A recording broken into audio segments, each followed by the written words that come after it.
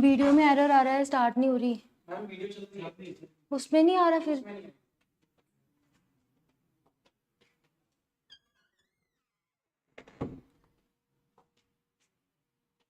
Okay, hello and good evening students. Welcome to our channel Civil Staff UPSC. As promised, I am here.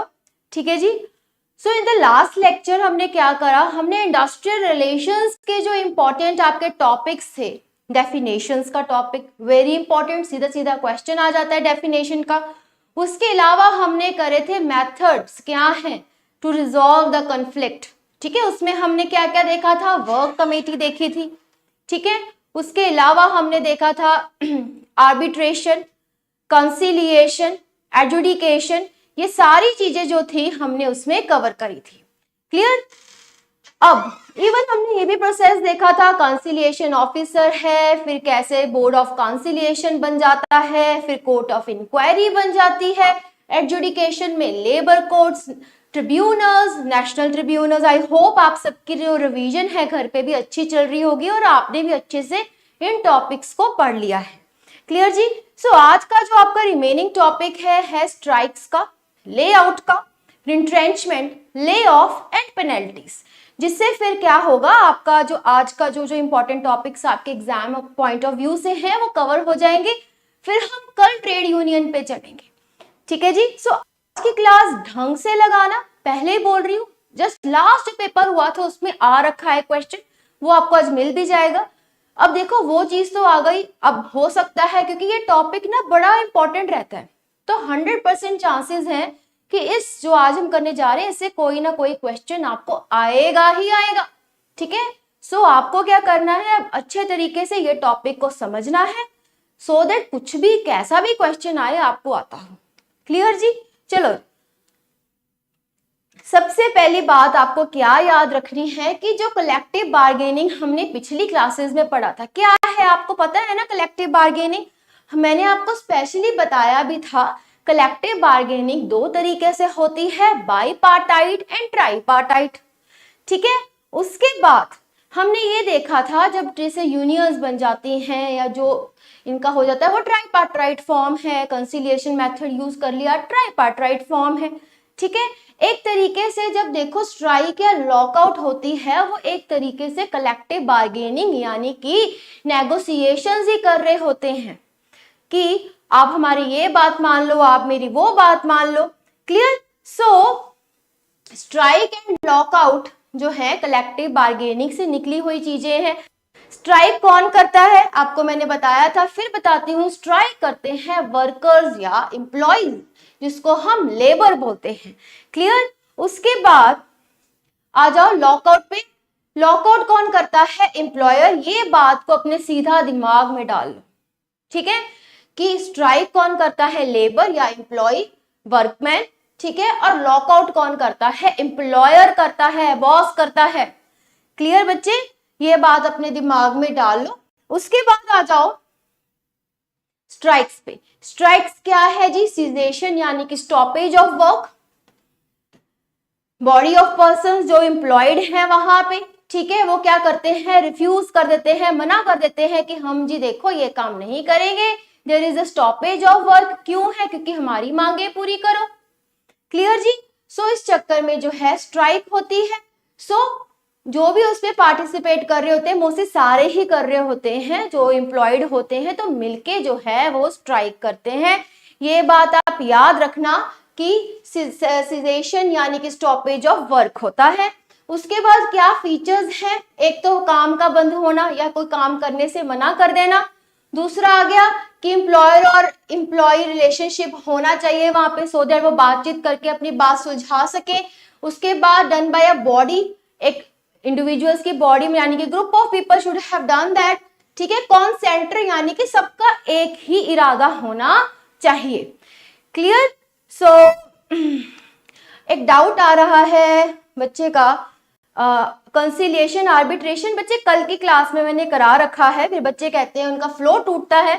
So brief में बता देती हूँ, conciliation में settlement होती है, जो एक आप बैठ के आपकी जो है हम समझौता करा देते हैं। जो आर्बिट्रेशन एक तो दो तरीके की होती है, वॉलंटरी और कंपल्सरी। उसमें जो है जो भी आर्बिट्रेटर होगा, जो भी उसने बात कह दी वो आपको माननी पड़ेगी, तभी उसको हम बोलते हैं अवार्ड। उसकी जजमेंट को बोलते हैं अवार्ड और कंसिलिएशन बोलते हैं सेटलमेंट। क्लियर? बाकी कल की क्लास लगा लो, बहुत अच्छे से समझ लग जाएगा आपको। अब प्लीज आ जाओ, अब मैं इसके बाद और डाउट्स नहीं लूंगी कि बच्चे काफी कंप्लेन करते हैं कि फ्लो टूटता है, तो उसके बाद एक टॉपिक खत्म हो गया तो मैंने ये उठा लिया। अब आ जाओ काइंड्स ऑफ स्ट्राइक्स पे। जर्नल है, मतलब सीधी सीधी बात है, जर्नल स्ट्राइक क्या होती है? जब यहाँ पे क्या करते हैं लेबरर्स, पॉलिटिकल प्रेशर इंक्रीज कर देते हैं वो पार्टी के ऊपर जो उनकी पार्टी हो, सो दैट उनकी मांगे पूरी हो सके। सिट डाउन स्ट्राइक क्या होती है कि वो बैठ जाते हैं बिल्कुल ही काम धंधा अपना बंद करके, उसको हम बोल देते हैं कि सिट डाउन स्ट्राइक। वो कहते हैं हम बैठ गए हैं, जब तक हमारी जो मांगे पूरी नहीं होंगी उसे बोलते मतलब हम जो है काम पे नहीं जाएंगे। पेन डाउन स्ट्राइक या टूल डाउन स्ट्राइक भी बोलते हैं इसको, ठीक है।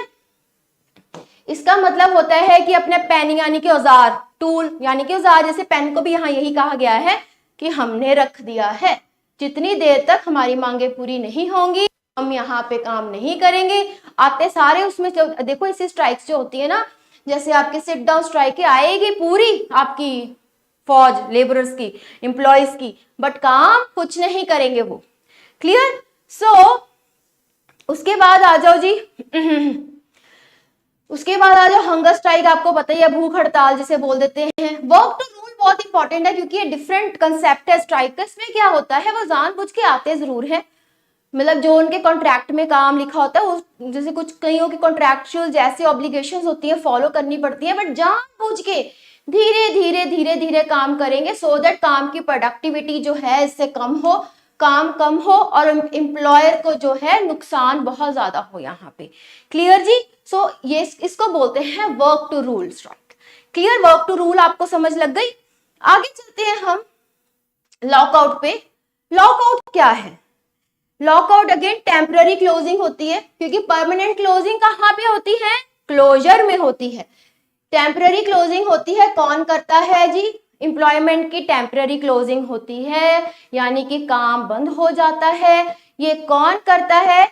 ये काम करता है एम्प्लॉय करता है, ठीक है, एम्प्लॉयज के अगेंस्ट कि हम काम नहीं करने देंगे, कुछ ऐसे टेम्पररी क्लोजिंग हो जाती है उस इंडस्ट्री की, ठीक है, क्योंकि there is an element of demands उस प्लेस की। देखो कुछ डिमांड जैसे स्ट्राइक पे बैठे हैं उस चक्कर में भी कई बारी लॉकआउट हो जाता है, कई बारी वैसे ही वो ऐसी ऐसी बातें करे वो लॉकआउट कर देते हैं कि हमने काम ही नहीं कराना, थोड़ी देर के लिए काम ही बंद कर दो, टेम्पररी क्लोजिंग कर देते हैं इंडस्ट्री की। Clear? So it is done by the employer, वो जानबूझ के एम्प्लॉयर करता है सो दैट कि उसकी डिमांड जो है उसके वर्कमैन माने।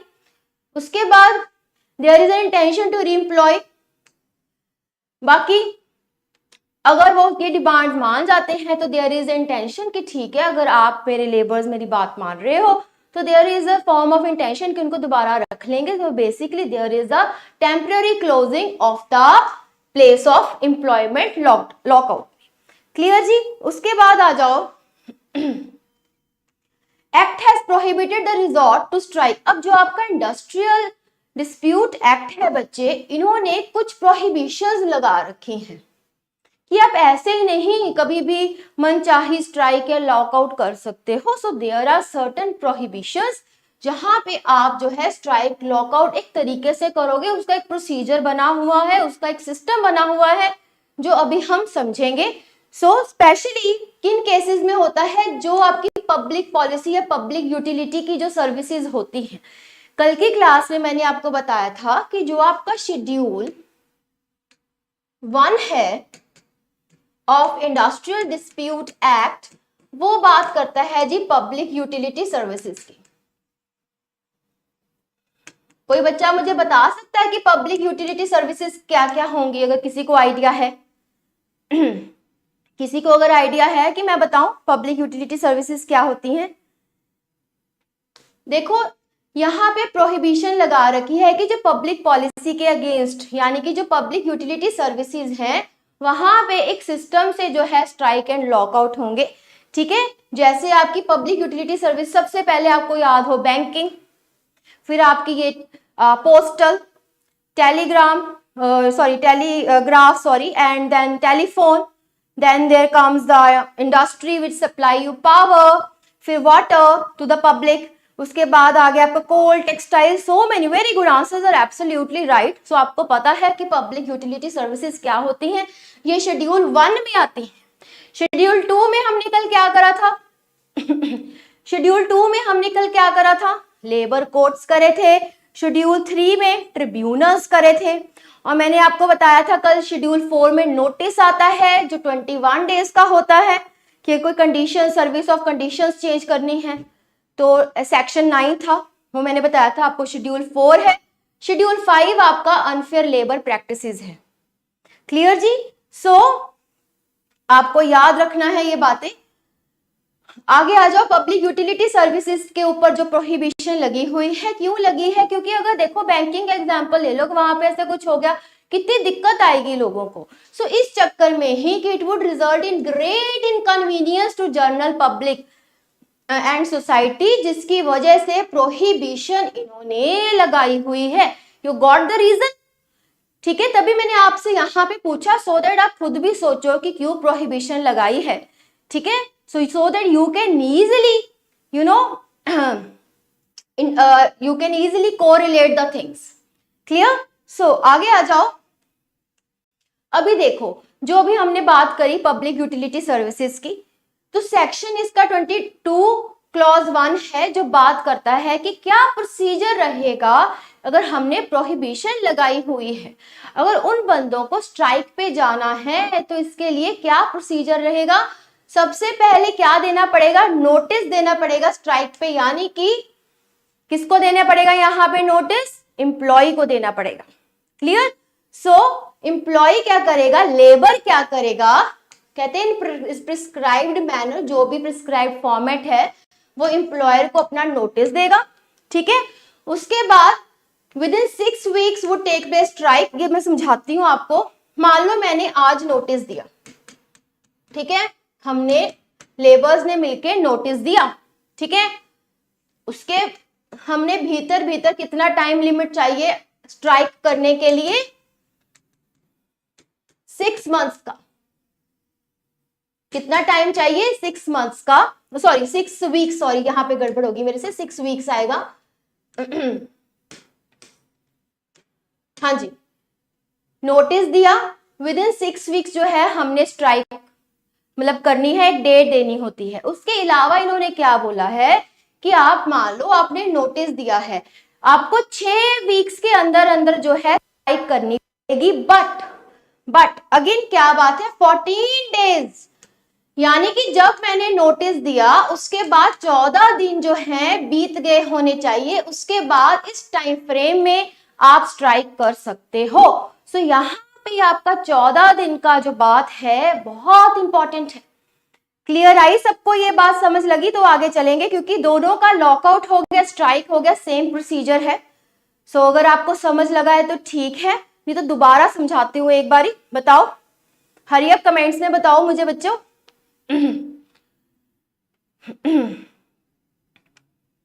चले फिर आगे। ओके, अच्छा रिपीट, चलो दोबारा सुन लो। मैंने मान लो आज नोटिस दिया है, उसके 6 वीक्स के अंदर अंदर जो है मैं स्ट्राइक कर सकती हूं, ठीक है। बट बात यहां पे क्या है, नोटिस के बाद 14 दिन तक हम बिल्कुल स्ट्राइक नहीं कर सकते, उसके बाद के टाइम फ्रेम में हम स्ट्राइक कर सकते हैं। Is that clear to you? Clear? So 40 मतलब आज नोटिस दिया है, यानी कि मुझे 14 दिन रुकना पड़ेगा, यानी 2 हफ्ते रुको, फिर जो मेरे पास रिमेनिंग 4 वीक्स बचे हैं मैं उसमें ही स्ट्राइक कर सकती हूं। Is that clear? Very clear I hope, है ना। चलो जी, सो 14 डेज टाइम पीरियड। अब आप सोच रहे होंगे कि मैम 14 दिन की क्यों वेट करें हम, क्या रीजन है इसके पीछे कि हमें ऐसा 14 दिन का टाइम फ्रेम क्यों दे रखा है, वो भी मैं बताती हूँ। ये आपका लीगल लैंग्वेज है, यहाँ पे लिखा हुआ है कि नोटिस देना पड़ेगा 6 वीक्स का, फिर उसके बाद 14 दिन का टाइम फ्रेम है, ठीक है। सो उसके 14 डेज के बिफोर मतलब आप स्ट्राइक मतलब कि नोटिस जो है 14 दिन पहले ही, यानी कि स्ट्राइक होने से 14 दिन पहले होना चाहिए, तभी आप 14 दिन के बाद 15वें दिन से जो आपका टाइम फ्रेम बचता है आप उसमें स्ट्राइक कर सकते हो। अब बात आ गई कि 14 दिन की क्या, 14 दिन तो दिए हैं सो दैट वो बैठ के अगर कोई समझौता हो रहा होगा, एक रीजनेबल टाइम फ्रेम दे रखा है कि अगर समझौता इनका हो रहा हो तो करवा दे, सो दैट वहीं के वहीं स्ट्राइक होने से पहले ही रुक जाए। Is that clear to you? ये चीज आपको अपने नोट्स में मिल जाएगी, ये चीजें नहीं मिलेंगी, तो प्लीज आप ध्यान से समझते जाना, ठीक है? तभी मैंने ये स्लाइड भी डाली है कि आपके नोट्स में ऐसे लिखा होगा, वहां पे अपना चार्ट वार्ट बना सकते हो। क्लियर? उसके बाद आ जाओ,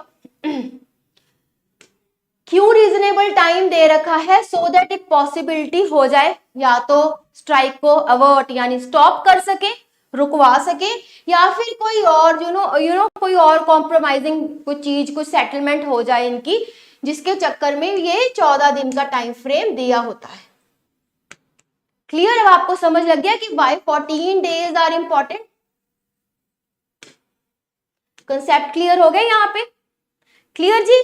उसके बाद आ जाओ आप, अगर मान लो उन्होंने फिर भी नहीं सुनी, उन 14 दिनों में स्ट्राइक कर दी, तो वो स्ट्राइक आपकी इल्लीगल कहलाएगी। क्या कहलाएगी? इल्लीगल कहलाएगी, क्योंकि वो प्रोहिबिटेड टाइम फ्रेम था। उन्होंने स्पेशल बोला है नोटिस दो, ठीक है, उसके बाद 6 वीक्स के अंदर अंदर स्ट्राइक कर लो, पर 14 दिन तक कोई स्ट्राइक नहीं करनी। 15वें दिन से लेके जितना आपका फिर बचा हुआ टाइम फ्रेम है, यानी कि 4 वीक्स, आप उसमें स्ट्राइक कर लो। अगर फिर भी ना वो माने, उन्होंने वो 14 दिन में कर दी, तो वो स्ट्राइक आपकी क्या हो जाएगी? इल्लीगल। क्लियर? आगे आ जाओ, अब लॉकआउट का देखते हैं। अभी हमने देखा था कि कैसे लेबर करेगी, तो अब हम चलते हैं एम्प्लॉय का। सेम प्रोसीजर है, बिल्कुल डिट्टो, आपको मैंने स्लाइड में लिखा भी हुआ है, I can show you. Same time period for the lockouts, ठीक है, बट फिर भी समझ लेते हैं एक बारी। नोटिस देना पड़ेगा पहले, सबसे पहले यहाँ पे एम्प्लॉयर को, फिर आ जाओ आप, नोटिस दिया, 6 वीक्स का टाइम फ्रेम दिया, ठीक है, उसके भीतर भीतर ये लॉकआउट कर सकते हैं, बट 14 दिन जो है बीत गए होने चाहिए उस नोटिस पीरियड के, यानी नोटिस दिया, 14 दिन वेट करी, ठीक है, और यहां से इनका है 6 वीक्स का टाइम फ्रेम, जो यहां से फिर इनका बेसिकली लॉकआउट या स्ट्राइक का जो है टाइम फ्रेम स्टार्ट होता है। क्लियर बच्चे? Is that clear to you? ठीक है, क्लियर? आई होप नाउ, पहले हमने जो कंसेप्ट पढ़ा है, यहाँ पे आपको इजीली जो है चीजें बहुत आसानी से क्लियर हो गई होंगी। अगर अगेन वही 14 दिन पे जिन्होंने बोला है कि नहीं करनी है, अगर उसमें करोगे लॉकआउट, तो वो क्या कहलाएगा? इल्लीगल। क्या कहलाएगा? वो इल्लीगल। सेम चीजें हैं, इजी तरीके से आपको समझा दी गई हैं। अगर आप ऐसे पढ़ते तो शायद इतना अच्छे से क्लैरिटी ना होती, बट आई होप अब आपको इजीली जो है इस चीज की क्लैरिटी जो है हो गई होगी। क्लियर? क्योंकि देखो लास्ट टाइम आपकी मैच द फॉलोइंग आई थी, तो अब पता नहीं इस बार क्या आ जाए। हमने कुछ भी नहीं इन चीजों में से छोड़ना, जो जो इंपॉर्टेंट है वो सब करके जाना है।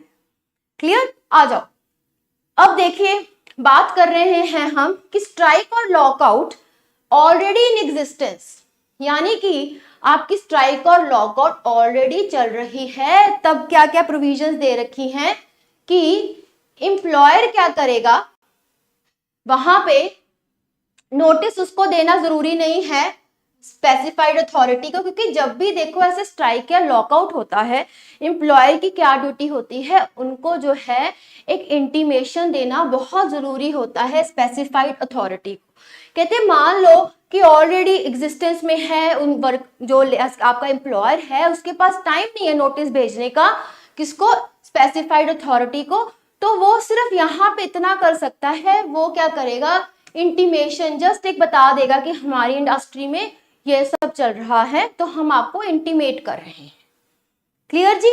सो यहाँ पे आपको ये बात याद रखनी जरूरी है कि अगर मान लो ऑलरेडी इन एग्जिस्टेंस है, टाइम फ्रेम की कमी है, वो नोटिस जो है स्पेसिफाइड अथॉरिटी को नहीं दे पाई, यहाँ पे सिर्फ हम बात स्पेसिफाइड अथॉरिटी की कर रहे हैं, तो उसका क्या फर्ज है कि वो सिर्फ इंटीमेशन जो है सेंड करेगा, चाहे लॉकआउट हो चाहे स्ट्राइक हो।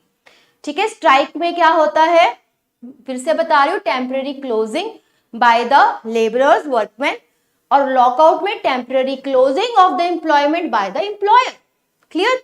चलो जी आगे आ जाओ। बट देखो यहाँ पे एम्प्लॉयर को देना पड़ता है, बट ऐसी कोई ऑब्लिगेशन वर्कमैन के ऊपर नहीं है। ठीक है, अगर मान लो, आप ये बात प्लीज ध्यान से सुनना, एम्प्लॉयर है, चाहे वो नोटिस दे रहा है, कब देगा वो नोटिस? लॉकआउट पे। चाहे उसको नोटिस रिसीव हो रहा है, रिसीव कब होगा? स्ट्राइक पे। उसको उसकी यहाँ पे एम्प्लॉयर की क्या ड्यूटी बनती है? उसको क्या है, with in 5 days appropriate government को बताना पड़ेगा। एप्रोप्रिएट गवर्नमेंट बताया था ना मैंने कल डेफिनेशंस में, आपकी यूनियन या स्टेट जो भी उस इंडस्ट्री पे, सेंट्रल या स्टेट जो भी लग रही होगी, उसको हम बोल देते हैं एप्रोप्रिएट गवर्नमेंट। तो वर्कर के ऊपर ऐसा कुछ नहीं है कि उसको बताना है, एम्प्लॉयर के ऊपर ड्यूटी है, उसकी इंडस्ट्री है। ठीक है, अगर उसको वो नोटिस दे रहा है, लॉकआउट में देगा ना, या फिर उसको नोटिस रिसीव हो रहा है जो स्ट्राइक में होगा, ठीक है, तो उसको एप्रोप्रिएट गवर्नमेंट को 5 दिन के भीतर भीतर बताना होगा। कितने दिन में बताना होगा? 5 दिन में। क्लियर? सो आ जाओ, यहां पे एम्प्लॉयर की बात कर रहे हैं, एप्रोप्रिएट गवर्नमेंट की बात कर रहे हैं। कब एम्प्लॉयर को जो नोटिस देना होता है वर्कर को लॉकआउट में, उसका हम डिस्कस कर चुके हैं। 14 डेज वेट, वैसे 6 वीक्स का टाइम है कि उसके बीच बीच आप लॉकआउट कर लो, फिर उसके बाद 6 वीक्स का टाइम है, बट 14 दिन वेट करो। बट यहाँ पे मान लो नोटिस जो है जब भी मिलता है उसको, या जब भी वो देता है नोटिस, उसको 5 दिन के अंदर अंदर जो है बताना ही पड़ेगा गवर्नमेंट को। क्लियर? अगर मान लो ऐसी स्ट्राइक हो गई, टाइम नहीं है उसके पास, ठीक है, एकदम से स्ट्राइक आ गई, लॉकआउट करना पड़ गया, तब उसके पास ये प्रोविजन है कि वो इंटीमेट कर दे। ठीक है, बट जब उसको नोटिस मिला है उस चक्कर में उसको क्या करना पड़ेगा? 5 दिन के अंदर अंदर बताना पड़ेगा। वेरी इंपॉर्टेंट पॉइंट, आप नोट कर लीजिए। क्लियर? चलो जी आगे चलते हैं। अब यहाँ पे बात कर रहे हैं, जो सेक्शन आपका 23 है वो बात करता है कि प्रोहिबिशन, जनरल प्रोहिबिशंस देखनी है हर तरीके की इंडस्ट्री की, इन ऑल इंडस्ट्रियल एस्टैब्लिशमेंट, यानी कि both public and non public utility services वाली इंडस्ट्री की। तो उसमें क्या होगा, एक बहुत इंपॉर्टेंट ये प्रोसीजर है। ठीक है, यहाँ पे प्रोहिबिशन ऑफ स्ट्राइक्स और लॉकआउट्स का देख रहे हैं। अगर मान लो कहते हैं आपकी प्रोसीडिंग्स जो चल रही हैं, प्रोसीडिंग्स कब चलेंगी? जब आपकी जो प्रोसीडिंग्स हैं, आपने अपना मसला, अपना कन्फ्लिक्ट है, आपने अपना कन्फ्लिक्ट आर्बिट्रेशन में दे रखा है, ठीक है, उसके बाद आपने board of conciliation, court of inquiry, labour court, इस सब में दे रखा है, तो आपने क्या करना है? वो कह रहे हैं अगर आपकी प्रोसीडिंग्स पेंडिंग हो तब भी आपको मतलब यहाँ पे स्ट्राइक नहीं कर सकते, देयर इज अ प्रोहिबिशन। ठीक है, उसके बाद मान लो बोर्ड ऑफ कंसिलिएशन एक कंक्लूजन पे आ गया, उसने कुछ डिसाइड कर लिया, ठीक है, तो आपको क्या करना पड़ेगा? पहले मान लो आपका मसला पेंडिंग है, तो आप बिल्कुल स्ट्राइक या लॉकआउट नहीं कर सकते। उसके बाद मान लो आपका कोई कंक्लूजन आ गया, इसके बाद आपको 7 दिन के बाद ही स्ट्राइक लॉकआउट कर सकते हो, अदरवाइज उस टाइम फ्रेम में नहीं कर सकते। ठीक है, आपका मसला, आपका कन्फ्लिक्ट, आपका डिस्प्यूट गया हुआ है, उसकी अभी सेटलमेंट नहीं हुई, उसकी जो है प्रोसीडिंग्स चल रही है, पेंडिंग है, तो आप बिल्कुल स्ट्राइक या लॉकआउट नहीं कर सकते। ठीक है, मान लो बोर्ड ऑफ कंसिलिएशन की यहाँ बात हो रही है, उन्होंने कंक्लूजन दे दिया कि हम ठीक है ये फैसला कर रहे हैं, तब आपको क्या करना पड़ेगा बच्चे? वहां पे उनको 7 दिन के लिए वेट करना पड़ेगा, उसके बाद ही वो स्ट्राइक और लॉकआउट का जो स्टेप है वो उठा सकते हैं। Is that clear to you? अब सबको क्लियर हो गया? ठीक है, आगे चले। देखो क्लियर नहीं हो रहा, सीधी सी बात है, प्रोसीडिंग्स पेंडिंग है, नो स्ट्राइक और लॉकआउट, अगर होगी वो इलीगल काउंट होगी। ठीक है, मान लो आपकी प्रोसीडिंग्स का मसले का जो है कोई सोल्यूशन आ गया है, तो क्या करना है आपको? जब सोल्यूशन आ गया उसके बाद 7 दिन वेट करो, उसके बाद ही आप स्ट्राइक लॉकआउट कर सकते हो। मतलब जैसे हमें वहां पे 14 दिन का टाइम फ्रेम मिला था, यहाँ 7 दिन का मिला हुआ है कि 7 दिन तो आपको वेट करनी पड़ेगी, तो ही आप जो है स्ट्राइक लॉकआउट कर सकते हैं। क्लियर जी? चलो आगे चलते हैं। अब आपकी मान लो प्रोसीडिंग्स पेंडिंग है labour court tribunal, national tribunal में, तब आपने क्या करना है, वही बिल्कुल आप वहां पे स्ट्राइक नहीं कर सकते। कंक्लूजन आ गया है तो आपको अगेन 2 मंथ्स का टाइम फ्रेम दे रखा है कि आप सिर्फ उस डिसीजन के 2 मंथ्स के बाद ही जो है स्ट्राइक लॉकआउट कर सकते हो। Is that clear to you? उसके बाद अगर मान लो कि ब्रीच ऑफ कॉन्ट्रैक्ट है तो उसकी जो आपकी दूसरी प्रोसीडिंग्स होगी, क्योंकि कॉन्ट्रैक्ट की यहाँ बात हो रही है, यहाँ पे अगेन आप स्ट्राइक वगैरह नहीं करके बकायदा अपना मसला है कोर्ट में सुलझाने की कोशिश करना। सो यहाँ पे ये कह रहे हैं अगर मान लो during the period of operation of settlement या वॉर, मान लो मैंने आपको बोला है कि मैं आपको सेटलमेंट की अवार्ड दी है, आर्बिट्रेटर ने दी है या कंसिलिएशन ऑफिसर ने दी है, उन्होंने बोला है कि आप 120 दिन वेट करो, ठीक है, आप फिर ही जो है इस पे इतना दिन अपना सहमति से देखो चलता है कि नहीं। बट क्या करें, लेबर्स मानते ही नहीं, उन्होंने चौथे दिन ही स्ट्राइक कर दी, तो क्या होगी, वो स्ट्राइक मानी जाएगी इलीगल, क्योंकि उन्होंने पीरियड ऑफ ऑपरेशन में स्ट्राइक या लॉकआउट कर दिया। क्लियर जी? Is that clear? तो यहाँ पे आपको याद रखना है बोर्ड ऑफ कंसिलिएशन है तो उन्होंने 7 दिन ही बोले हैं, क्योंकि मसला वो सेटलमेंट कराते हैं या वो जज अवार्ड भी दे देते हैं, बाइंडिंग होती है उनकी वो।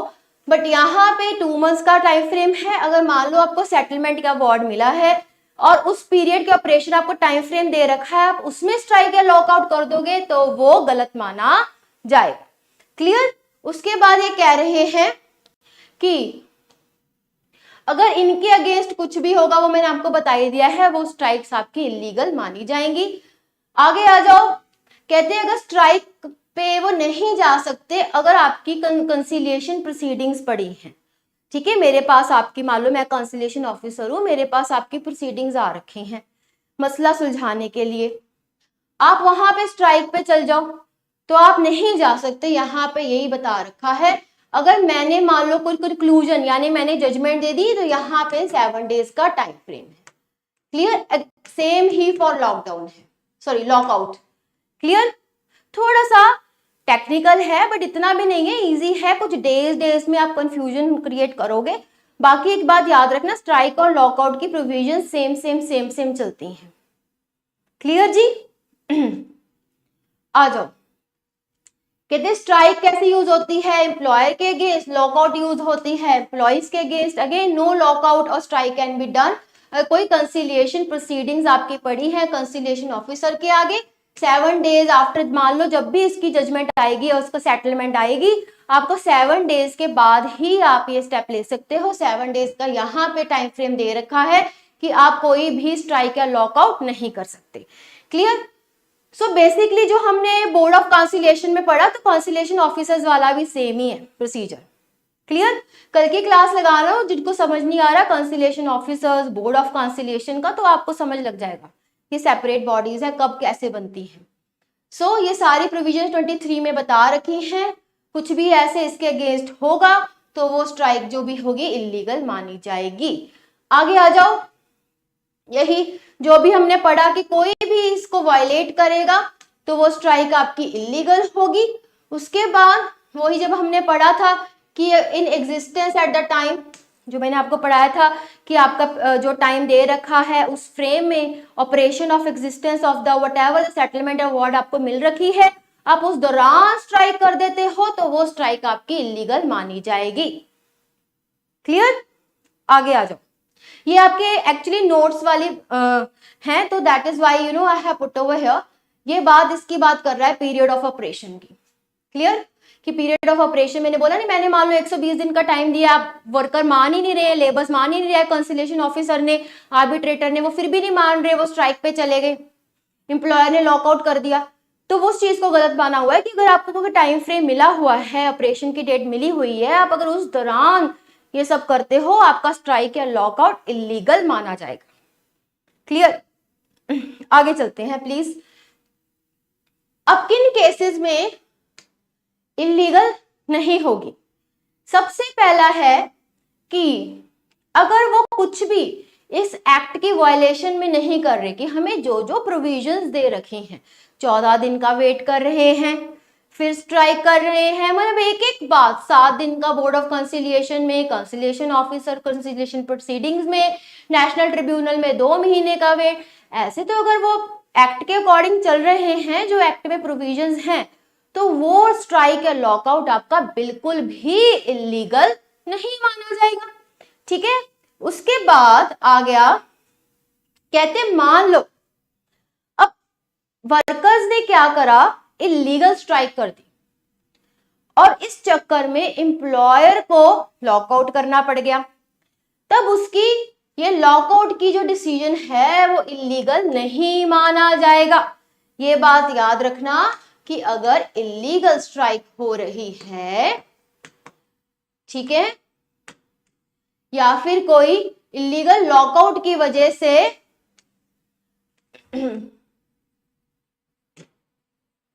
कुछ हो रहा है, तो वो चीज आपकी इलीगल नहीं मानी जाएगी।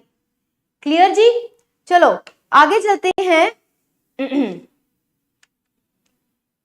सेक्शंस आपको याद करने जरूरी नहीं है बच्चे, मैंने कल भी बताया था कि सेक्शंस क्यों नहीं हमने याद रखने, क्योंकि कुछ आपका ऐसे सेक्शन बेस्ड आता नहीं है, बट कुछ बच्चे सेक्शन को देख के याद करते हैं अच्छे से, हर किसी का अपना तरीका होता है, so that is why I am providing you sections also.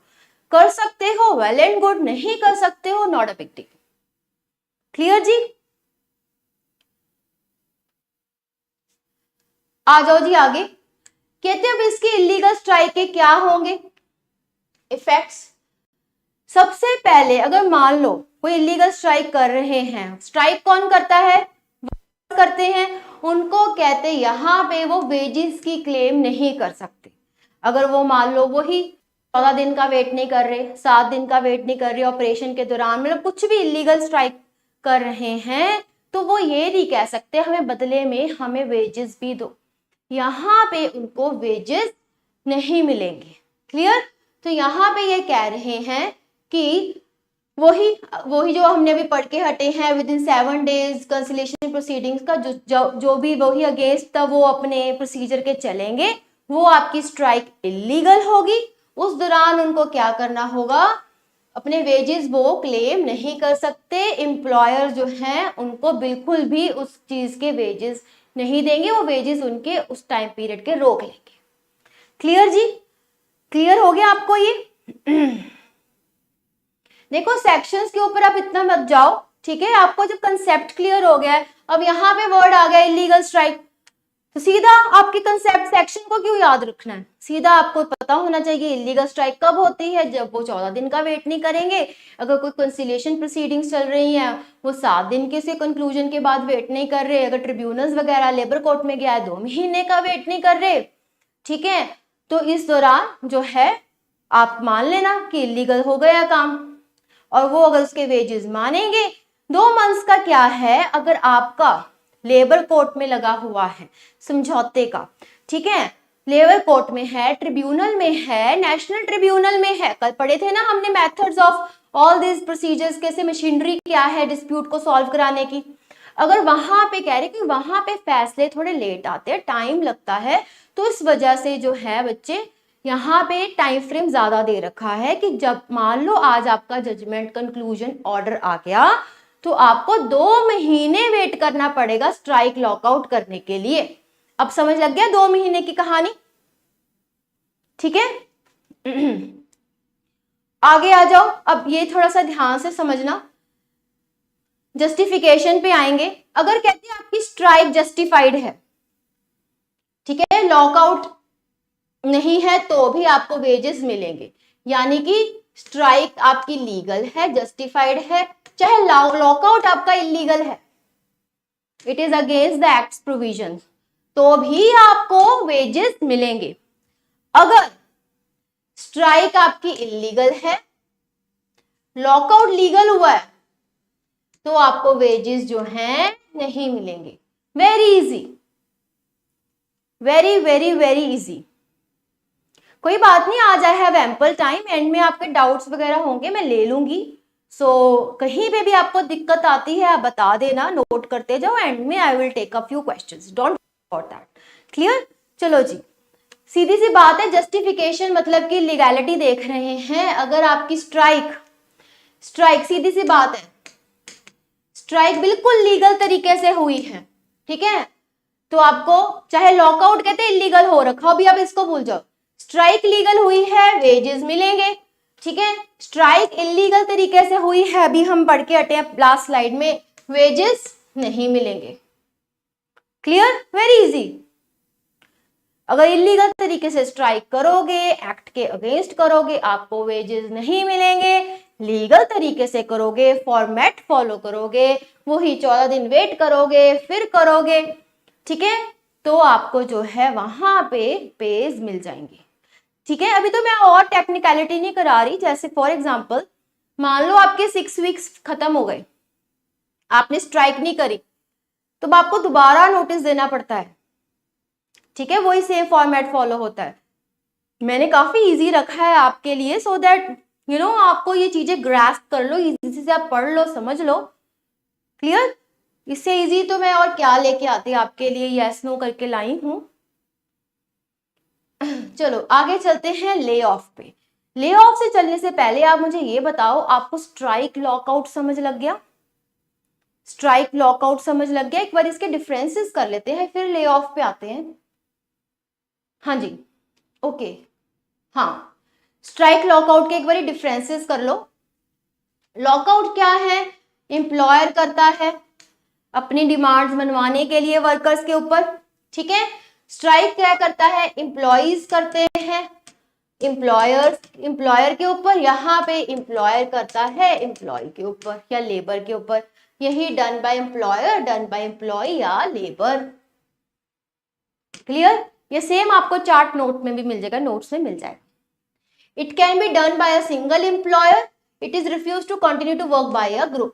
तो यहाँ पे एक सिंगल एम्प्लॉयर भी कर सकता है, बट यहाँ पे ग्रुप ही है जो मना करेगा कि हम काम नहीं करेंगे, तभी तो दबाव डलेगा थोड़ा सा। ये कॉमन सेंस की ही बात है, अगर वो ग्रुप वाले ही मना करेंगे तभी ही एम्प्लॉयर पे दबाव पड़ेगा, तभी वो कुछ स्टेप लेगा। ये तो वो कहेगा ठीक है तुम नहीं कर रहे, ठीक है मत करो। क्लियर? चलो जी आगे आ जाओ। Employer refuses to provide employees. So यहाँ पे ये कह देता है कि मैं एम्प्लॉइज वगैरह नहीं रखूंगा। सो यहाँ पे कंप्लीट रिफ्यूजल होती है, और ये क्या कर देते हैं, यहाँ पे काम करने से मना कर देते हैं। उसके बाद प्लेस ऑफ एम्प्लॉयमेंट क्लोज हो जाती है, सस्पेंड हो जाता है, याद रखना टेम्पररी होता है ये पॉइंट याद रखना, और ये काम को बंद कर देते हैं। क्लियर? एक बच्चा पूछ रहा है कि अगर दोनों चीज इकट्ठी हो गई तो वेजेस मिलेंगे।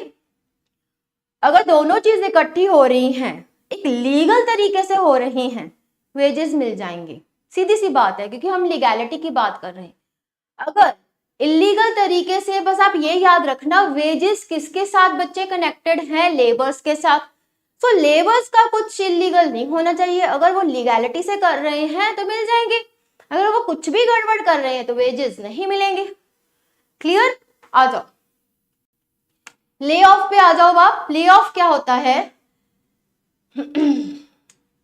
जब कुछ टाइम पीरियड के लिए एम्प्लॉयर क्या करे, कुछ वर्कर्स को, कुछ अपने एम्प्लॉयज को, लेबर्स को काम से हटा दे। क्लियर? सो उसे हम बोल देते हैं, उसे हम क्या कह देते हैं? ले ऑफ कह देते हैं। क्लियर? अब ये कब कब होता है, कब कब हम जो है लेड ऑफ कर सकते हैं अपने एम्प्लॉइज को? स्पेशली हमने कोविड के दौरान देखा था, ये बहुत चीजें हुई थी उस टाइम पे। कहते हैं जब शॉर्टेज ऑफ कोल हो, पावर हो, रॉ मटेरियल हो, एक्यूमुलेशन ऑफ स्टॉक हो, ब्रेकडाउन ऑफ मशीनरी हो, ठीक है, नेचुरल कैलामिटी कुछ हो जाए, उस दौरान जो है ले ऑफ कर सकते हैं। बेसिकली इन 3 केसेस में जो है एप्रोप्रिएट गवर्नमेंट को बताना पड़ता है, नोटिस वगैरह इनको देना पड़ता है कि देखो हम ये को कर रहे हैं। अगर मान लो कुछ नेचुरल कैलामिटी हो जाए, ठीक है, तो उस दौरान जो है इतना जरूरी नहीं माना जाता कि आप एप्रोप्रिएट गवर्नमेंट को बताना, मतलब ऐसी कोई सिचुएशन आ गई है फिर अब इंटीमेट भी कर दोगे, मोर देन इनफ है। क्लियर? तो इतना इंपॉर्टेंट पॉइंट नहीं था।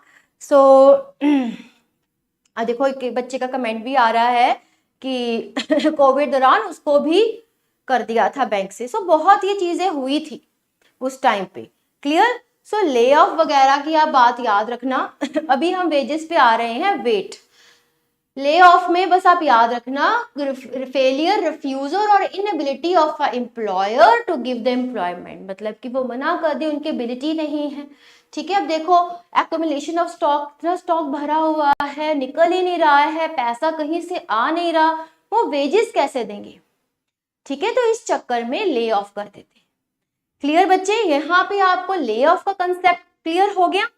फिर हम जो है आगे चलते हैं, कंपनसेशन पे आ जाओ कि कब कब कैसे कैसे कंपनसेशन मिलेगी। कल मैंने थोड़ा सा आपको इसके बारे में ब्रीफ में बता दिया था, आज थोड़ा सा डिटेल में सुन लो। कंपनसेशन कब कब मिलेगी? पहली बात, वो वर्कर जो है पहले मस्टर रोल में होना चाहिए। कल भी बताया था, ये आपका एक तरह का रजिस्टर होता है जिसमें इनके नाम वगैरह लिखे होते हैं। ठीक है? उसके बाद कहते हैं वो कोई बदली वर्कमैन या कैजुअल वर्कमैन नहीं होना चाहिए। मतलब कि बदली क्या होता है? मतलब एक बंदे की जगह दूसरा बदल के आ गया, एक बंदा छुट्टी पे गया है, उसने अपनी जगह किसी और को भेज दिया, उसे बोलते हैं बदली वर्कर। ठीक है? तो वो नहीं होना चाहिए, उसका नाम जो है मस्टर रोल पे चढ़ा होना चाहिए। और 1 साल तो उसने मतलब कि है, अगर मान लो नहीं करा तो वो सर्विस में था, 1 साल अभी कंप्लीट नहीं हुआ, मस्टर रोल पे नाम लगा हुआ था, पर उसको ले ऑफ कर दिया, चाहे कंटिन्यूस पीरियड ऑफ टाइम के लिए बीच बीच में, तो उसको भी कंपनसेशन मिलेगी। उसके बाद अगर कहते हैं कोई वीकली हॉलीडेज हैं, उनको उसकी जो है वेजेस कंपनसेशन नहीं मिलेंगी। फिर वो कह रहे हैं कि कंपनसेशन जो है इसमें ऐसी होती है 50% ऑफ द बेसिक पे। मैंने कल भी बताया था आपको, basic wages and 50% of the dear and allowances, इतना ही एम्प्लॉयर को बोला होता है कंपनसेशन देने के लिए। देखो ले ऑफ एक ऐसी है, एम्प्लॉयर को 50% देना पड़ रहा है, उधर उधर उसका 50% का नुकसान हो रहा है एक तरीके से अगर आप सोचो तो। फिर भी इसमें जो है कंपनसेशन की प्रोविजन डाली हुई है। ठीक है जी? ओके ओके, आप देख लो इधर, आराम से देखो, नो प्रॉब्लम। अगर यहाँ पे मान लो 45 डेज से ज्यादा टाइम पीरियड हो जाए, ठीक है, तो उस दौरान क्या करना पड़ता है इनको? फिर रिट्रेंचमेंट वगैरह करनी पड़ती है। 45 डेज से ज्यादा नहीं होना चाहिए लेड ऑफ पीरियड।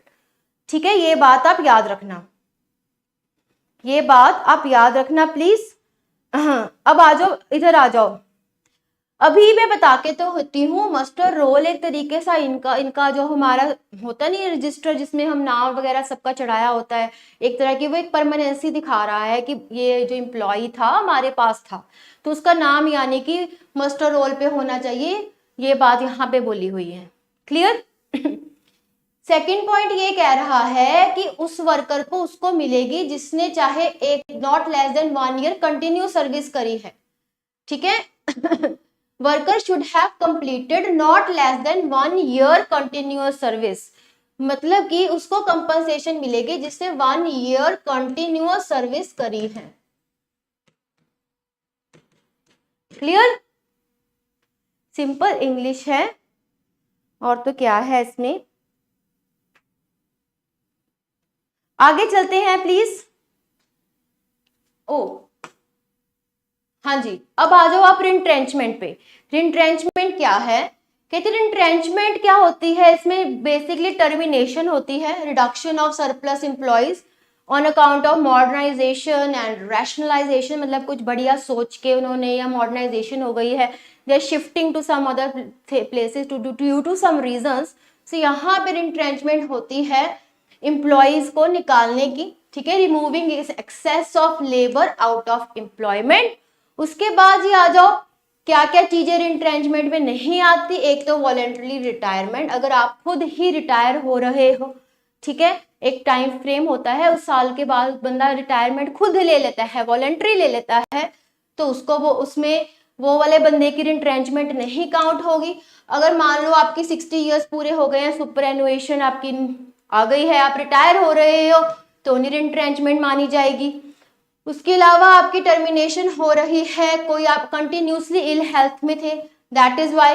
दूसरी अगर आपकी हो रही है non renewal of the contract, मान लो आपके एम्प्लॉयर ने आपका कॉन्ट्रैक्ट नहीं रिन्यू करा, 2 साल का था, रिन्यू नहीं करा, तो आपकी हो रही है, तो रिट्रेंचमेंट जो है इनमें नहीं मानी जाएगी। उसके अलावा कोई और रीजंस अगर वो देगा तब हम मान लेंगे कि रिट्रेंचमेंट हुई है। क्लियर? रिट्रेंचमेंट यानी कि termination. Is that clear to you all?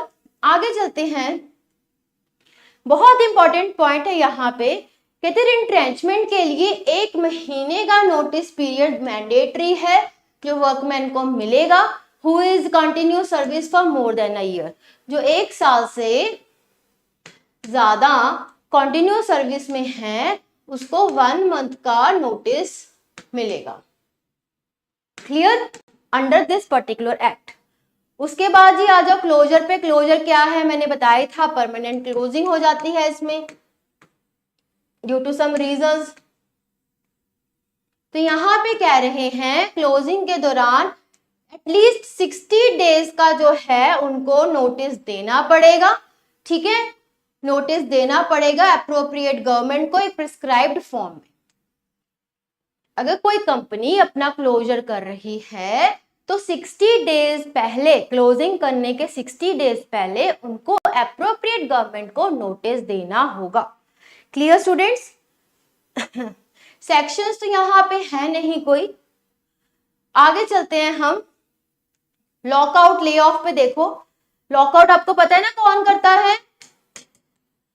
Employer करता है। ले ऑफ भी वैसे एम्प्लॉयर करता है। कोई डिफरेंसेस देख लो इसके। टेम्पररी क्लोजिंग है जी, यहाँ पे शॉर्टेज ऑफ रॉ मटेरियल की वजह से accumulation of the stock, breakdown of machinery, there is some natural calamity, उस टाइम पे वो ले ऑफ कर देता है। ये क्या लॉकआउट क्या रीजन होता है? क्योंकि कोई कंफ्लिक्ट हो रखा होता है। इसमें कंफ्लिक्ट होना नॉट एट ऑल जरूरी। ये वॉलेंट्री एक्ट होता है, इसको कंपल्शन के में ही करना पड़ता है। क्या करे वो, उसको ले ऑफ करना है अगर। उसके बाद आ जाओ no compensation payable, compensation is payable, but of course ही बात है लॉकआउट हो रहा है तो अगर स्ट्राइक लीगल होगी तो वहां होगा, लॉकआउट की हमने कहीं प्रोविजन नहीं पड़ी तो वहां पे कंपनसेशन नहीं उनको मिलेगी, यहाँ पे कंपनसेशन इनको मिलती है। अभी हम करके हटे हैं कि 45 डेज के लिए 50% बेसिक पे, डियरेंस अलाउंस, ओके। उसके बाद it is not related to production, but of course ही बात है अगर इनके कोई डिस्प्यूट होता है, production is one not the main reason, but यहाँ पे प्रोडक्शन की वजह से ही ले ऑफ करना पड़ता है। उसके बाद गवर्नमेंट की यहाँ परमिशन एज नहीं रिक्वायर्ड होती क्योंकि सिर्फ यहाँ नोटिस भेजना होता है, बट यहाँ पे इनको गवर्नमेंट की जो है परमिशन रिक्वायर्ड होती है, यानी कि परमिशन लेनी पड़ेगी, नोटिस के साथ साथ परमिशन लेनी पड़ेगी। उसके बाद ये कह रहे हैं ये इसीलिए होता है सो दैट जो इनके एम्प्लॉयर्स हैं, लेबर्स हैं, उनकी बात मान ले, बट ये तो होता है क्योंकि कुछ ऐसे रीजंस होते हैं जो एम्प्लॉयर के कंट्रोल से बाहर होते हैं, उसके पास यही ऑप्शन होता है कि इकोनॉमिकल लॉसेस हो रहे हैं तो उसको कुछ एम्प्लॉयर्स को लेड ऑफ करना पड़ेगा। क्लियर? आ जाओ, ये तो हमने कर लिया। अब आपके क्वेश्चंस आ गए। आई होप, आई थिंक आज की क्लास आपकी बहुत जल्दी खत्म हो जाएगी क्योंकि मुझे पता था थोड़ा टाइम रह जाएगा तो आपका ट्रेड यूनियन स्टार्ट कराने का कोई फायदा नहीं होगा, तो कल से कराएंगे आपका ट्रेड यूनियन स्टार्ट। अगर आज की क्लास में कोई डाउट होगा एंड में वो फिर से रिपीट हो जाएगा, तो आपको आज अच्छा टाइम दे रही हूँ, कुछ डाउट्स हुआ तो पूछ लेना। अब ये क्वेश्चन पे आ जाओ, ये लास्ट ईयर आ रखा है, match the list 1 with list 2, ठीक है, and answer using the code given below. पहला है क्लोजर, वर्कमैन स्ट्राइक, लॉकआउट। यहाँ पे कह रहे हैं permanent closing down of the place of employment, any person employed in an industry to do skilled, unskilled और manual work, temporary closing down of the workplace by the management. Option 4 is cessation of the work by employees.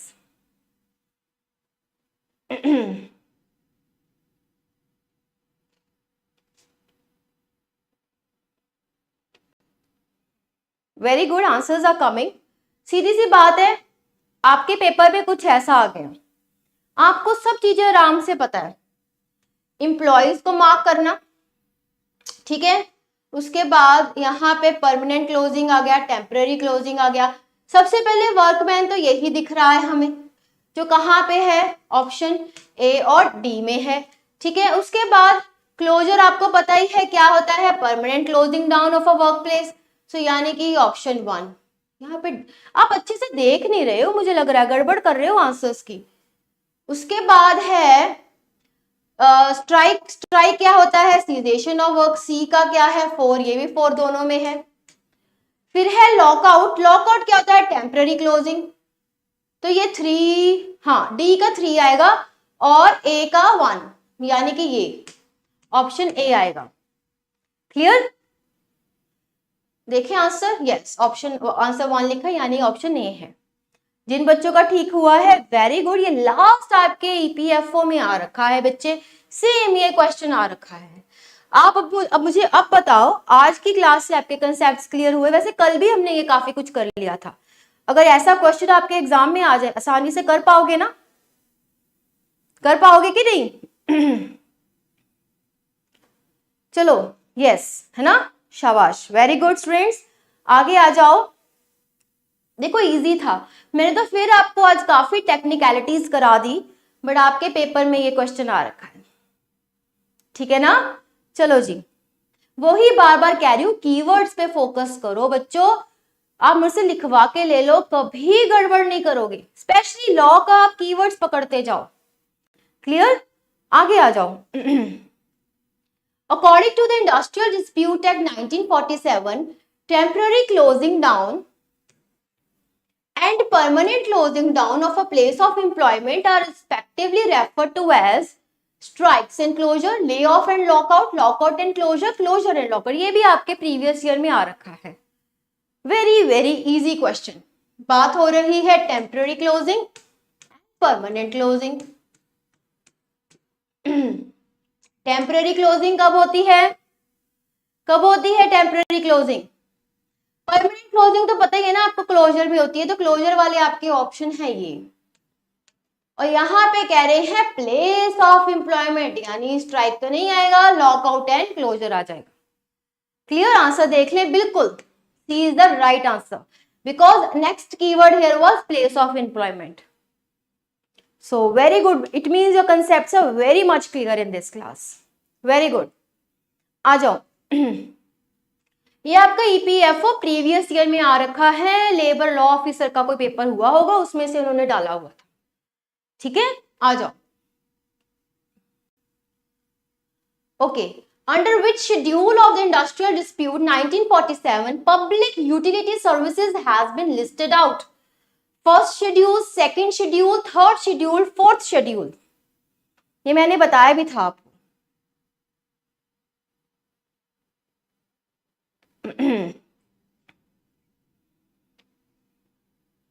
Public utility services किस schedule में है? 1 में है। ठीक है, इसका answer बच्चे आएगा ए। ठीक है, सेकंड में क्या था, कोई बता सकता है कि मैं बताऊं? कल बताया था मैंने।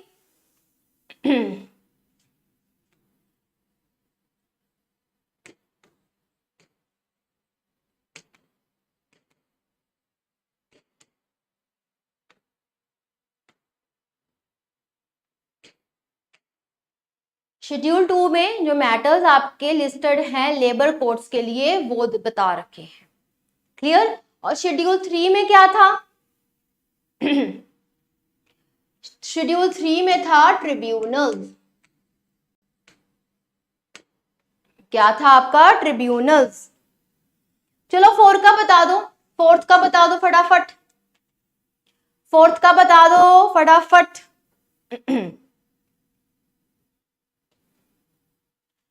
फोर्थ का है, फोर्थ का देखो, ये शायद आपको नोट्स में मिले ना मिले, I am not sure, but class में मैं करवा रही हूँ, अब अपने हैंड्स रिटर्न कर लेना कुछ, आई एम नॉट श्योर, मुझे याद नहीं है मैंने डाला था कि नहीं। ठीक है, तो क्योंकि ये आपका ईपीएफओ में नहीं देखा गया, बट ईपीएफओ के दूसरे पेपर्स में देखा गया है जो लॉ ऑफिसर्स के थे, तो इस बार आ सकता है, कुछ नहीं कह सकते हम। यहाँ पे जो कंडीशंस का नोटिस होता है, वर्किंग कंडीशंस का, उसकी जो है यहाँ पे बात कर रखी है, वो लिस्ट बनाई हुई है। अगर मैं आपसे पूछूं फिफ्थ शेड्यूल, बहुत बार बता चुकी हूं, फिफ्थ शेड्यूल 5 शेड्यूल है, याद कर लो इसी क्लास में, अभी के अभी याद कर लो। इसमें है अनफेयर लेबर प्रैक्टिसेस, याद रखना। ओके, फिफ्थ शेड्यूल आपके 5 के 5 शेड्यूल अब आपके टिप्स पे होने चाहिए, ठीक है। Public utility and services, clear जी। चलो जी आ जाओ, आगे चले। Very good very good. चलो जी, वेरी गुड आंसर्स, और एब्सोल्युटली आपको समझ भी लग रही हैं बातें। आगे चलते हैं हम।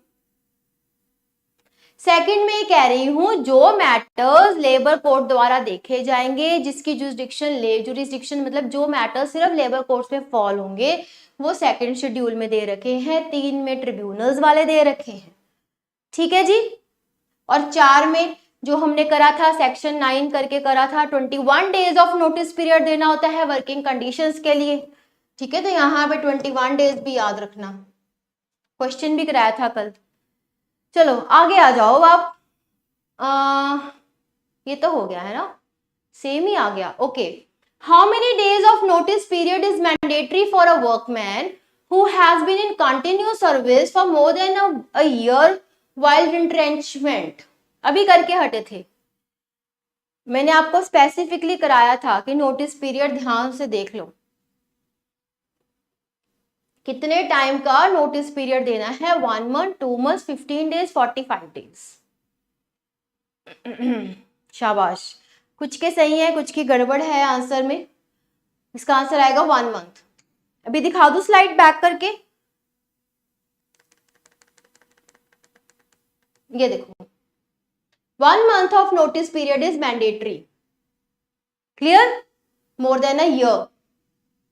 चलो जी आगे आ जाओ। How many days आएगा, how many days notice is the employer supposed to give before closing down of the industrial। यहाँ पे हमने पता था क्लोजिंग डाउन कहाँ पे उसको नोटिस देना होता है, अपनी गवर्नमेंट को देना होता है। कितने दिन का, 90, 60, 30, 120 डेज। Very easy.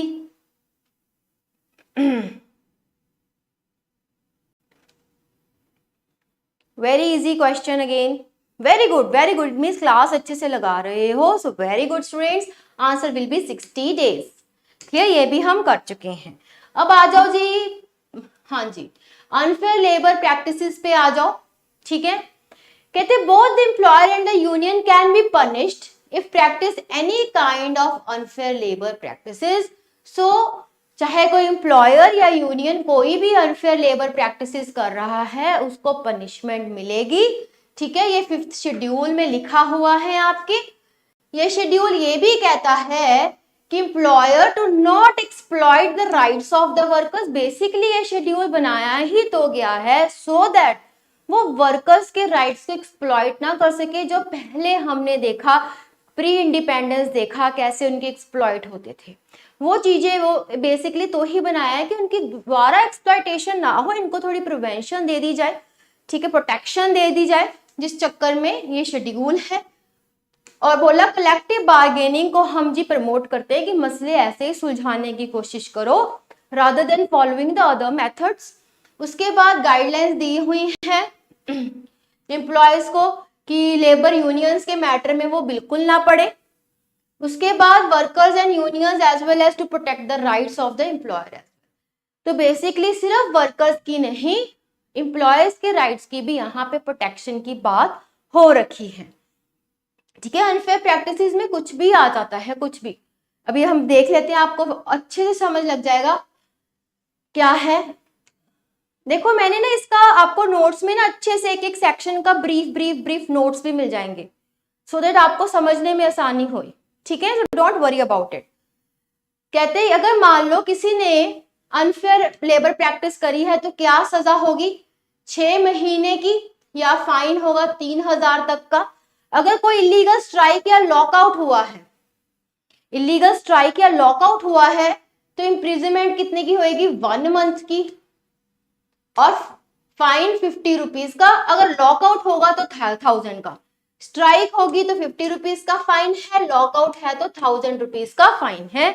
उसके साथ साथ और है, याद रखना, 1 महीने की सजा भी हो सकती है। अगर मान लो किसी ने इंस्टिगेट कर दिया, इंस्टिगेशन क्या होता है, किसी को उकसा दिया, तुम स्ट्राइक कर लो, तुम ये कर लो, ठीक है, बेमतलब का उकसाने पे, you know it is one of the crime in your IPC also, instigation, it comes under abatement, ठीक है, कि किसी को आपने भड़का दिया, किसी की हेल्प कर दी, ये कॉन्स्पिरेसी कर दी, तो ये आपके अबैटमेंट में क्रिमिनल ऑफेंसेस हैं। तो यहाँ पे ऐसा ही एक पॉइंट है इंस्टिगेशन का, किसी को उकसा दिया, ठीक है, हाँ जी, भड़का दिया, प्रोवोक कर दिया, तो 6 महीने की सजा है, फाइन है 1000 का, ठीक है। फाइनेंशियल एडिंग, अगेन ये भी अबैटमेंट का ही पॉइंट है, एडिंग होती है हेल्प करनी, किसी के क्राइम में हेल्प कर देनी। मान लो कोई किसी को, क्रिमिनल ऑफेंस बता रही हूँ, कोई मारने जा रहा था, या फिर यही इसी का एग्जांपल ले लो, कोई इलीगल स्ट्राइक कर रहा है, उसमें कुछ ग्रुप उनकी फाइनेंशियल एडिंग कर रहा है इलीगल स्ट्राइक में, ठीक है, हेल्प कर रहा है फाइनेंशियली, तो इलीगल स्ट्राइक करने के लिए फाइनेंशियल हेल्प कर रहा है, तो ये भी एक ऑफेंस है, इसकी सजा होगी 6 महीने से और 1000 फाइन, क्योंकि इंस्टिगेशन, एडिंग, ये सारे एक ही कैटेगरी के होते हैं। मैं भी बता के हटी हूँ, आईपीसी तो आपका जनरल लॉ है ना, क्रिमिनल लॉ, तो उसमें जो अबैटमेंट की कैटेगरी के अंडर ये चीजें फॉलो। आ जाओ, ब्रीच ऑफ सेटलमेंट और अवार्ड, अगर मान लो कुछ सेटलमेंट दी, कोई ऑर्डर है जो सेटलमेंट की फॉर्म में है या अवार्ड की फॉर्म में है, कंसिलिएशन और यानी कि आर्बिट्रेशन, एडजुडिकेशन, तो उस दौरान अगर वो उसको तोड़ दे, ब्रीच होता है तोड़ दे, उसकी उल्लंघना कर दे, ठीक है, तो उसको अगेन 6 महीने की सजा होगी और फाइन भी होगा। अगर ये ऑफेंस की कंटिन्यूटी रहेगी तो हर एक दिन का कहते हैं 200 रुपीज फाइन लगेगा per day, per day, on continuity offence fine up to 200 rupees per day. Clear? याद करने जरूरी नहीं है, वैसे आप थोड़ा सा, इतना इंपॉर्टेंट नहीं, इतना डीप तो नहीं आपसे पूछेंगे, बट स्टिल इंटरव्यू में पूछ लिया या कुछ ऐसे, तो जस्ट एक बार नजर घुमा देना। क्लियर बच्चे? मतलब इतना आपको पता होना चाहिए कि ये ऑफेंस हो गया तो क्या होगा, ये हो गया तो मतलब पनिशमेंट होगी कि नहीं होगी, इतना याद कर लो, ये चीजें याद कर लेना, ठीक है। पनिशमेंट नहीं होती, कोई चक्कर नहीं है, ये चीजें याद कर लेना। क्लियर जी? उसके बाद अगर कोई कॉन्फिडेंशियल इंफॉर्मेशन डिस्क्लोज कर दी तो क्या होगा, 6 महीने 1000 में, मोस्टली ना 6 मंथ्स प्लस 1000 का ही है, सिवाय इसको छोड़ के, इलीगल स्ट्राइक और लॉकआउट को छोड़ के सिर्फ 1 महीने की सजा है, या फिर 50 रुपए वर्कर्स के लिए, 1000 रुपया लॉकआउट का है, ठीक है, बाकी में सेम चल रहा है। ब्रीच में बस थोड़ा डिफरेंट है कि 6 महीने और 200 दिन 200 रुपीज पर डे। उसके बाद क्लोजर कर दिया बिना नोटिस दिए तो 6 महीने 5000 है, ठीक है। अगर कोई और ऑफेंसेस कर दिए तो 6 महीने 1000 है। तो यहाँ पे आपको ये चीजें छोटी छोटी पॉइंटर्स हैं, कौन से ऑफेंसेस आते हैं, दैट्स इट, वो याद कर लो, उसके अलावा इतना आपको याद करने की जरूरत नहीं है। ये चार्ट भी आपको नोट्स में मिल जाएगा। क्लियर? चलो जी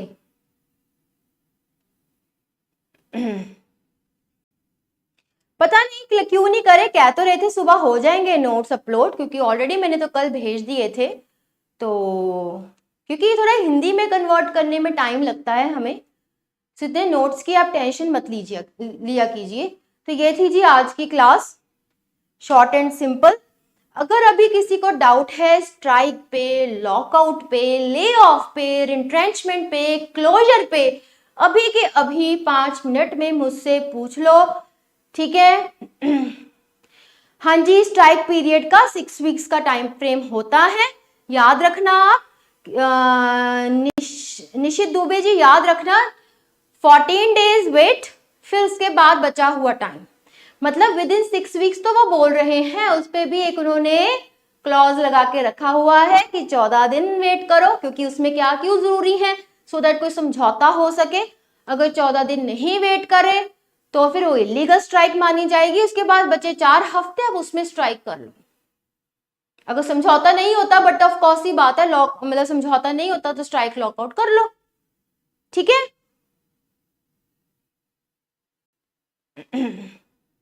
इवन आपको इस बार इस क्लास के नोट्स में इंपॉर्टेंट कीवर्ड्स बहुत कुछ डिफरेंट मिलने वाला है, सो गेट रेडी, बहुत कुछ एक्स्ट्रा चीजें मिलेंगी। तो कीवर्ड्स, क्योंकि एक्ट है ना, तो थोड़ा उससे अकॉर्डिंग चलाया है मैंने, सो दैट आपको इजीली रिवीजन में हेल्प हो सके। कुछ नहीं इंक्लूडेड तो क्लास से इंक्लूड कर लेना, ठीक है। कुछ कई बार कुछ इधर उधर हो जाती है मिस प्रिंटिंग, वो ठीक कर लेना, इतना तो कर सकते हो आप, है ना। लॉकआउट एंड स्ट्राइक सेम, देखो लॉकआउट करता है एम्प्लॉयर, स्ट्राइक करता है एम्प्लॉय, दोनों में काम कर देते हैं बंद। टेम्परेरी क्लोजिंग होती है, वो काम नहीं करते, वो एम्प्लॉयमेंट को रोक देते हैं, जिसकी वजह से कंपनसेशन लॉकआउट में नहीं मिलती, तभी तो उनको नुकसान होगा ना। चलो जी, रिट्रेंचमेंट और ले ऑफ में, रिट्रेंचमेंट क्या है, इजी सी बात है, उसमें क्या करते हैं, टर्मिनेट कर देते हैं एम्प्लॉय को, ठीक है, कुछ रीजंस बता के। वो रीजंस बस क्या नहीं होने चाहिए, वॉलंटरी रिटायरमेंट नहीं होनी चाहिए, एक्चुअल रिटायरमेंट नहीं होनी चाहिए, कोई कंटिन्यूअस इलनेस थी वो नहीं होना चाहिए, कॉन्ट्रैक्ट खत्म हो गया वो नहीं होना चाहिए, उसके अलावा कोई और मतलब हो और उसने निकाल दिया एम्प्लॉयर ने, तो रिट्रेंचमेंट हो जाती है। ले ऑफ तब होता है कि जब कुछ टाइम फ्रेम के लिए उनको बोल देते हैं घर बैठ जाइए, हमारे पास शॉर्टेज है सोर्सेज की, या फिर स्टॉक बहुत ज्यादा है, कोई नेचुरल कैलेमिटी आ गई है, ठीक है। तो ये फर्क है, बेसिकली ले ऑफ में दोबारा रख सकते हैं, रिट्रेंचमेंट में नहीं रखते, इसी बात है। चलो जी, नोट्स सफिशिएंट ही है, इससे एक्स्ट्रा ही है मेरे नोट्स, ठीक है। कम नहीं देती मैं, बहुत एक्स्ट्रा सामान डाल के देती हूँ, उतनी तैयारी कर लो, वो भी बहुत है। आपके सामने लास्ट ईयर का पेपर का क्वेश्चन डाला ही था मैंने, was very very very easy, ठीक है ना। चलो जी, okay, that's all for today, clear. Is there any good way of revision, revision already class में भी बहुत बार करवा देती हूँ, उसके बाद नोट्स पढ़ो, उसके साथ साथ आप नोट करते जाओ, अपने खुद के नोट्स बनाओ, क्लासेस लगाओ, मॉक टेस्ट लगाओ, अपने आप रिवीजन होती जाएगी। एंड में आपको वो सारी चीजें कंसेप्ट्स क्लियर होंगे ना बच्चे, तो रिवीजन बहुत इजीली हो जाती है। अपने फटाफट छोटे छोटे फ्लो चार्ट्स बनाते जाओ, वो तो आपको करना पड़ेगा, है ना। Thank you so very much for your wonderful comment students, may God bless you all, and may all the genuine बच्चे जो सच में तैयारी कर रहे हैं उनका पेपर परमात्मा करे क्लियर हो जाए। So that's all for today, keep your preparation as well as your spirits high, ठीक है। That's all for today, thank you so very much. मिलते हैं कल की क्लास में, करेंगे ट्रेड यूनियन एक्ट, एंड परसों फिर आपका सैटरडे होगा टेस्ट। Thank you.